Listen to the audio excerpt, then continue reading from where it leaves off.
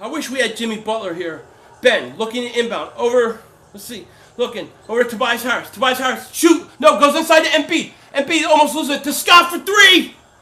Yes! Yes! Yes! Yes! Scott hits a three! He hit three! Yes! Yes! Wow! My goodness! Yes! Yes! 110, 108 with 18 seconds left. Huge! Big shot! Woo! I'm all out of whiskey, cause I lost my Trubisky. I know Philly was right to say that the Bears still stink.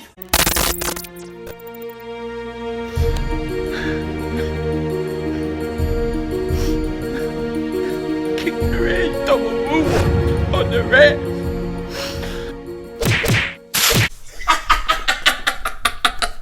Wait, rerun. Wait, rerun. Yo, everybody, how you doing? King Ding back here, and what a game. Wow, I'm telling you, I popped about 10 aspirins this game so I wouldn't have a heart attack. Sixers win 112-108 in a thrilling, exhilarating game. Wow, I mean, this was an amazing game, man. It took everything out of me, this game. And I got to tell you, there are some games where you could talk about strategy, you could talk about this, you could talk about that. To me, there was a big moment in this game, and I was saying it during my stream. The moment that Dudley pushed Joel Embiid, then Butler pushes him, and there's a big fight and whatever, and they break it up. They eject Dudley. They wrongfully, in my opinion, eject Butler for sticking up for his teammate. That was a changing point in this game. At that point, the Brooklyn Nets woke up a sleeping giant in the Philadelphia 76ers. So before we get into the whole fight and everything like that, let's go back to the beginning of this game. Let's go back to the first half, okay? So we go in the first half. I thought Brooklyn came out. They were aggressive. They had high intensity. They were ready to play this game. They came out like they were playing for their playoff lives. That's what it looked like, And the Sixers, they looked lethargic. They looked slow. They looked uninterested. They looked like they couldn't play defense. I cannot tell you how many times Brooklyn drove uncontested down the lane, right to the hoop, no problem. There was alley-oops, there were layups, there were dunks. There was no challenge by the Sixers. The intensity was not there in the first half.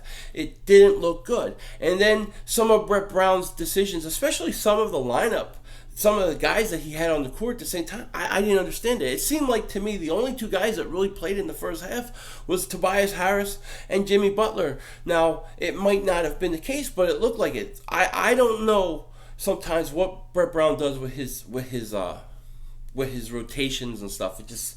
It mind boggles me. But the Sixers didn't look good. They didn't look good in the first half, especially. It looked a lot like game one of this series, But they go to half, they're down. They come out in the third quarter, and early on in the third quarter, it's a lot of the same thing. And, it just looked like the Sixers just looked like they were sleeping. You know what I mean? It looked like they didn't want to win the game as much as Brooklyn. That's how I felt watching it. And, Brooklyn was ready to play. They were ready to play. And all of a sudden, you have a play where Allen goes up and Embiid blocks him. And it looks like a clean block, but the follow through, Embiid obviously hit him. Allen falls to the ground. Then you get Dudley, this dingbat. He comes from top of the key, comes running down. He pushes Joel Embiid. Okay, he pushes him. And then Butler's standing there looking. What is Butler supposed to do? What is Jimmy Butler supposed to do? He pushes him back. Dudley starts pushing, and there's a whole thing go. Next thing you know, Dudley's over there by the chairs. Simmons by the chairs. They break it all up. And what do? They throw out Dudley, and they eject Butler. Now, this was a bad trade-off for us. It was a horrible trade-off. And personally, I don't think Butler should have gotten thrown out. But he did. But like I said during my stream, at this point, I said during my stream, the Nets just woke up a sleeping giant. They just woke up the Giants.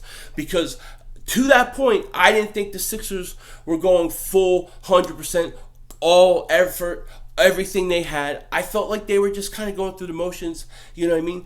That point, that situation in that game, I think woke the Sixers up. And after that, you started seeing the Sixers make a little run. They get it close. Then we get into the fourth quarter, and then the Sixers are in it. And at that point, the Sixers started playing like the Sixers without Jimmy Butler in the fourth quarter. Embiid sits there. He makes some big shots. Made some mistakes that could have cost us too.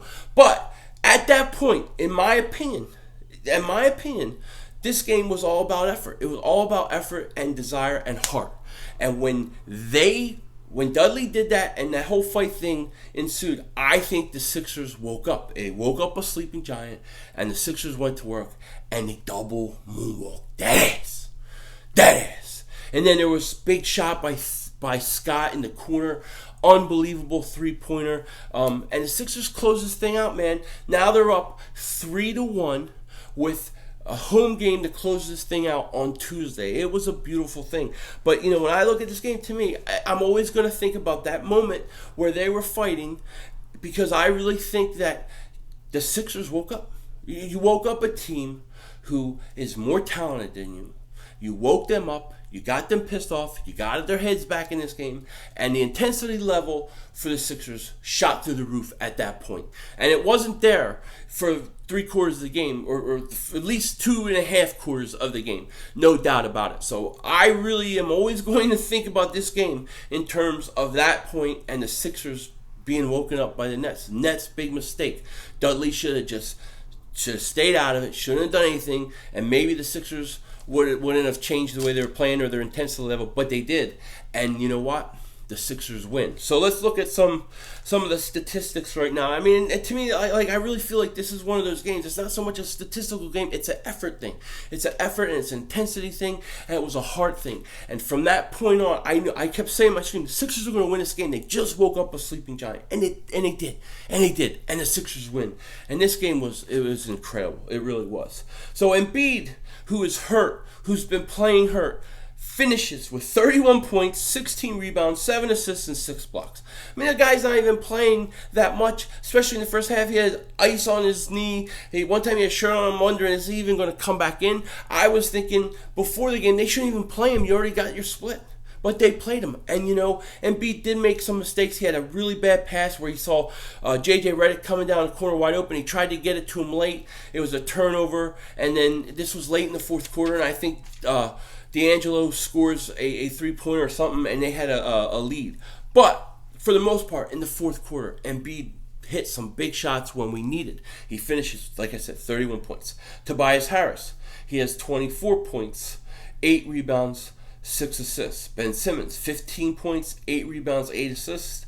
And then the Sixers, from three-point land, they were 8 of 26, 30% from the three-point land. And then field goal percentage, they were 50%, 44 of 88. So Sixers, they did what they had to do. And then for the stinking Nets, LeVert had 25 points. I thought LeVert played a great game. He was excellent. Russell, 21 points. Allen, 21 points. And the Nets were 12 of 38 from three-point land for 31%. And then they shot 36 of 90. I want to say 98 for 40%. So the Nets didn't shoot as well, but in the end, I'm telling you, this game to me was all about the fight. That was the turning point in this game. Sixers raised their intensity level. They got hungry, and they went in and double moonwalked their ass. So Sixers up 3-1.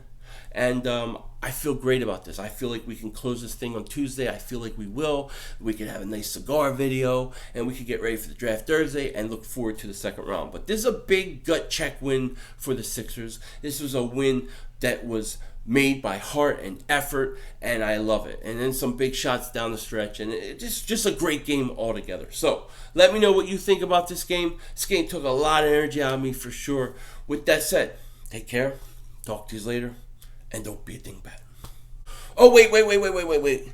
I made one mistake. It wasn't 36 of 98. It was 36 of 90 for Brooklyn in their field goal field goals. So they were 36 of 90 for 40%. I needed to clear that up before I put this video out. With that said, take care. Talk to you later.